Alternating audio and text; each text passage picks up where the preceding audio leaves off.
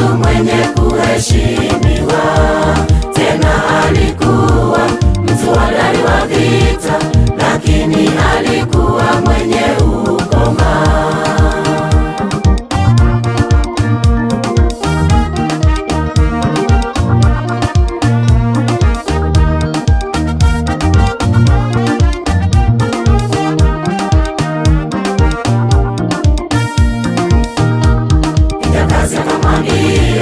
Ingekuwa heri kwake aende Samaria mwone nabii Elisha. Ni mtumishi wa Mungu yule aliye hai, naye atapata kupona ukoma wake. Kijakazi akamwambia ingekuwa heri kwake aende Samaria mwone nabii Elisha. Ni mtumishi wa Mungu yule aliye hai, naye atapata kupona ukoma wake.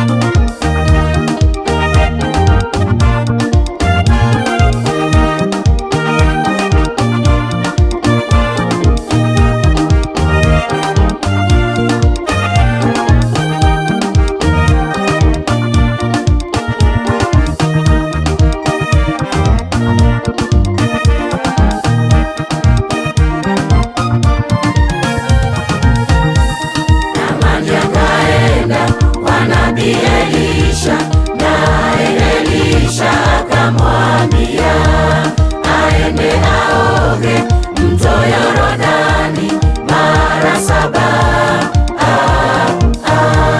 Naamani akaenda kwa nabii Elisha, naye Elisha akamwambia aende aoge mto Yordani mara 7.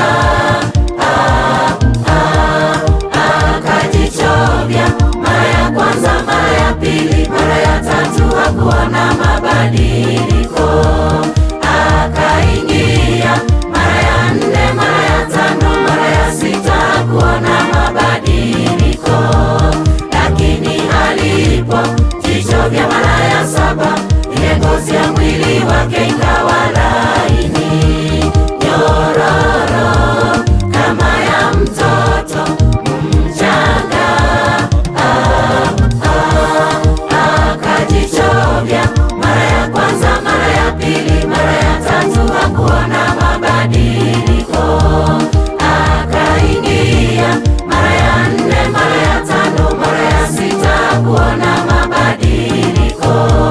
Lakini alipo jichovya mara ya 7, ile ngozi ya mwili wake ikawa laini nyororo kama ya mtoto mchanga.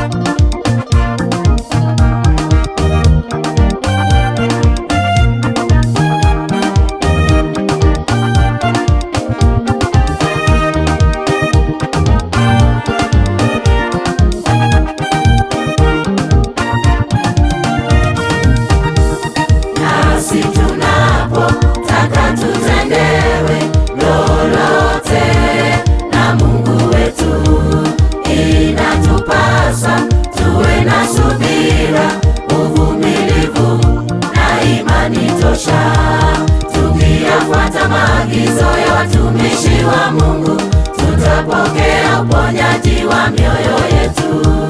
Nasi tunapotaka tutendewe lolote na Mungu wetu, inatupasa tuwe na subira, uvumilivu na imani tosha. Tukiyafuata maagizo ya watumishi wa Mungu,